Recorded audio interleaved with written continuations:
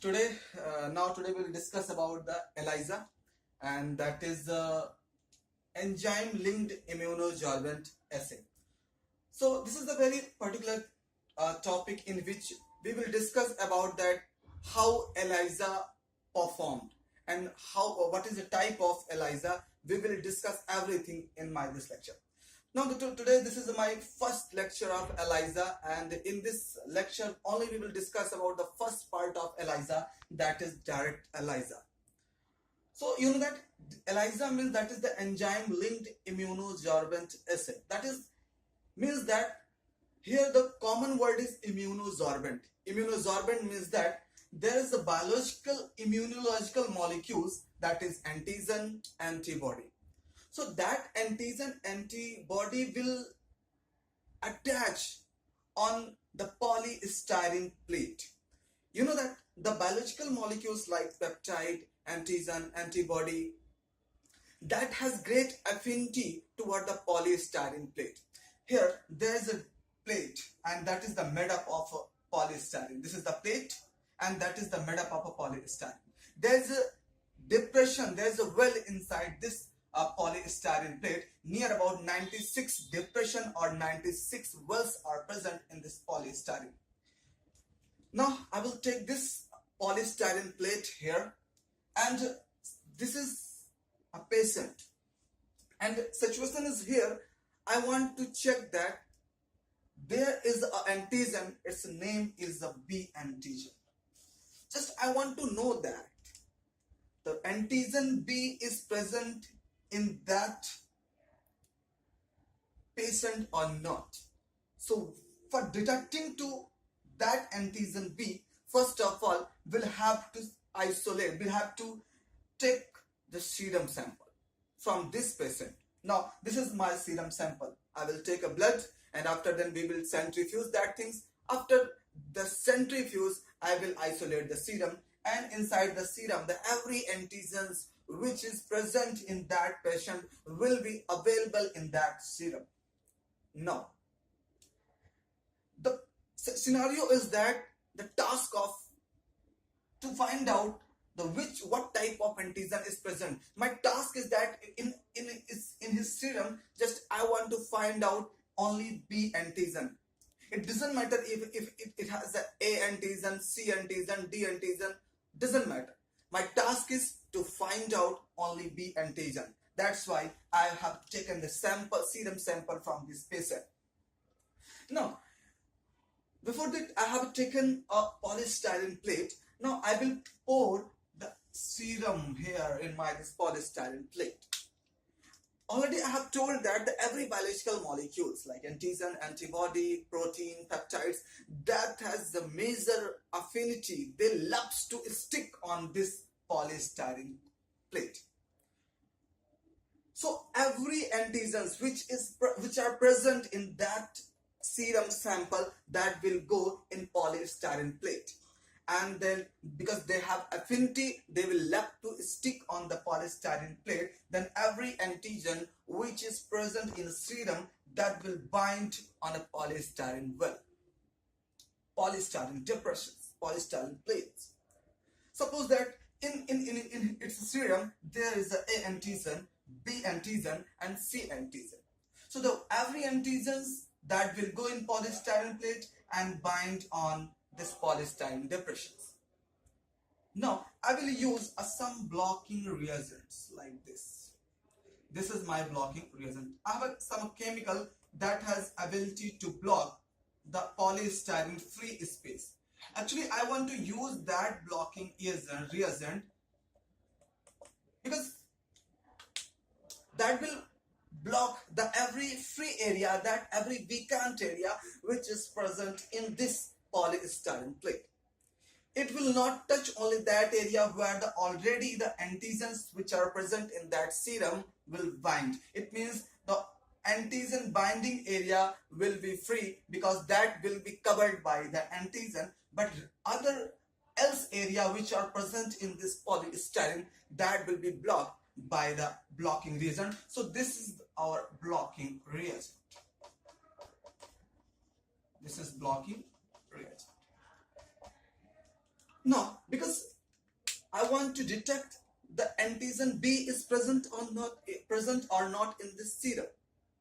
That's why what we'll do, we'll take a particular reagents. This is reagents, and in this reagent there is a chemical available, and that is antibody. That is antibody. This is a specific antibody because I want to detect only B antigen. That's why to bind B antigen, we will bring the antibody B. That antibody B, this is the antibody B. This antibody will only love to bind only B antigen. That will not going to bind on that will not bind on A antigen or C antigen. That has no affinity for other antigen. They have a loyalty for the B antigen. That's why what would happen? Now we will pour our this antibody in this polystyrene plate. But before pouring to this, look at the scenario here. When we will pour the serum in this polystyrene plate, what would happen? Every antigens which is present in this serum, that will bind here. And after then we will do the wash. After washing, what would happen? The other antigens which have no affinity, which have no free area to bind on this polystyrene, that will wash away. When that will wash away, I will use this reagent, the reagent that contain antibody B. Now, to look at the situation here, what antibody is here? This is the antibody B. This antibody has enzyme linked. This is enzyme. Look at here again. This is the reagent. In this reagent, I have taken antibody, and only a specific antibody is present, that is antibody B.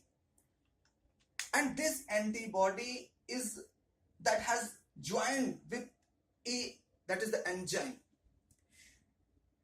It has affinity with enzyme. It has make a bond with enzymes. It means that is the enzyme linked antibodies here. Now, this reagents have antibody B, and that is enzyme linked. Now, what will happen?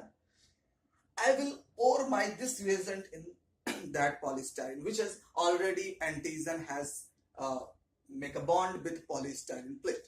Now, this is my antibody B, and that antibody is enzyme linked. Enzyme linked. Look at why we have taken this enzyme. But before going to on that particular things, I have used the antibody which is enzyme linked, and that is the antibody B. So that antibody B will bind only antigen A, that is not going to bind on C, on A. What would happen? The scenario would be like that. Here this is the antibody, here this is the antibody, and that is enzyme linked. That is enzyme linked. Now, the next step is washing. I will wash the everything. When I will wash, because that antibody that has no affinity for antigen A, that antibody because that has no affinity for antigen C, that will wash away. That will wash away. Now, only the B antibody will remain over there because that has affinity to bond with antigen B. Look at it. Now, just I'm going to look at here. Why I have used that enzymes? Why I'm going to use the enzyme linked antibody? Because now I'm just going to use a substrate. This is the colorless substrate. This is a colorless substrate. Suppose that when I will use the colorless substrate, that enzyme will react this, and that will convert into colorful substrate. This is colorful substrate.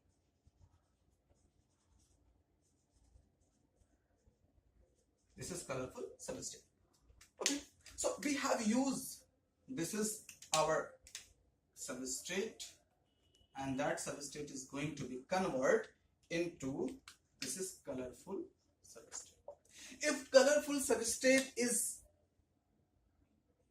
if this enzyme has converted to colorless substrate into colorful, it means that you are going to find a color in your polystyrene plate. It means that enzyme B, sorry, antigen B is available, because if antigen B is available, that's why antibody B is available. If antibody B is available, it means that has linked with enzyme. It means enzyme is available, and enzyme is available, then the substrate is going to be converted into product, and that product has will produce a particular color, because that substrate is colorless and that has been converted into the colorful product. So if the color is, you are looking the color, then it means you are sensitive, that you have a present, the patient have a present B antigen. And suppose that if there is not a B antigen in his sample, in his serum sample, then again this antigen will not be available here.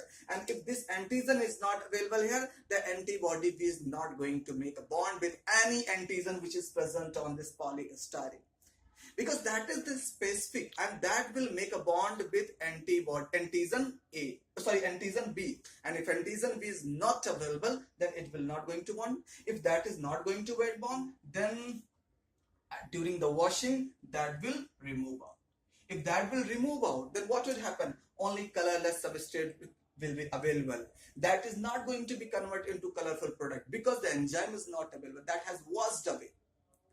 So on the behalf of that, you can find, looking the color, by looking the color you can see that the antigen is present or not.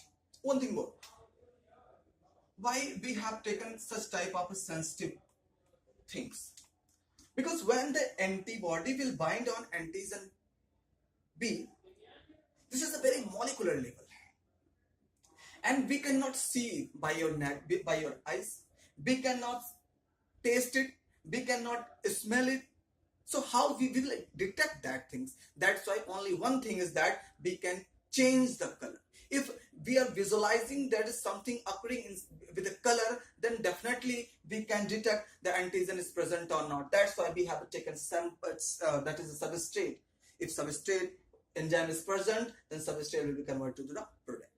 So because here look at situation, here the antibody which is enzyme linked, that is going to bind directly with antigen. There is no between any mediator. So that's why this ELISA test is known as a direct ELISA test. This is the very simple technique, and that is the very initial techniques of ELISA. In this technique, the only one thing is good. This is the very simple technique. Okay, but there is a problem with that technique. We are not going to use this direct ELISA in running time. We are not using direct ELISA because we have some problem with it. Why we are not going to use direct ELISA, if I will discuss in my next video lecture. So please watch it and share it. Thank you.